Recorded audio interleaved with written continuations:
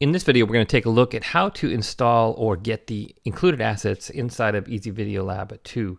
So version 2 comes with a bunch of included assets. You'll find them in the library, or you'll be able to access them through the library. But these are not just installed when you install the application. You'll actually have to download them and then specify a link, and we'll take a look at that. So first of all, let's talk about where you're going to grab them. So you're probably watching the video that's right here, but because I'm recording it as we speak, and but in the dashboard page, I'm sorry, it looks a little different because this is what I see when I'm making it.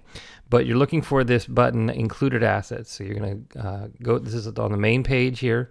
So you'll click this, and that'll take you to this page, and you can see all the 10 different categories to download. Now, got a bunch of, what you're going to need to do is you're going to need to put them somewhere on your local system. Cloud system if you're have fast enough access, Wi-Fi. I have a Wi-Fi hard drive, for example, and whatever works for you. I like it to have it close, very easy to access, so I put it in my documents folder here.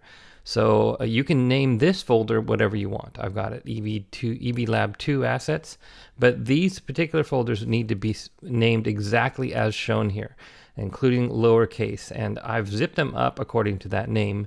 But if there's a possibility that they could be renamed or whatever, I can't guarantee. But you just need to make sure that when you download these assets, you're going to put them all in one folder and with these exact names. If it's different in any way, if it's got capitalization, if you don't have the dashes, if you've misspelled something, it's not going to work. So you really need to be careful to name them exactly as shown here. Now, the good thing is that if you have additional templates or any other of these assets here, you can put them in here as well. You can add them to what's included. Let's go into Easy Video Lab here.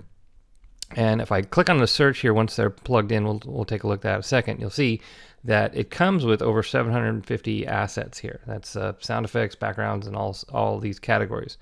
Well, oops, I didn't want to do that. So let's close this. And you can see here, so what you want to do is you want to click here, and this is going to basically, you're going to specify where you have these on your local drive. I've already done that, so I'm going to go ahead and cancel this, but you're going to navigate to wherever you have that. That's going to be the main folder, not the subfolders, but the main folder, the folder that you have all of these folders in. So let me go back to that here. So you're looking for whatever you name this. So you can put it wherever you want. You can name this whatever you want. These have to be named exactly as shown. Okay, so sorry for emphasizing that, but it's just not going to work if you don't have them named like that. Now, once you have this specified, it's going to remember that. And so every time you open the application or even install new updates, it's going to remember that.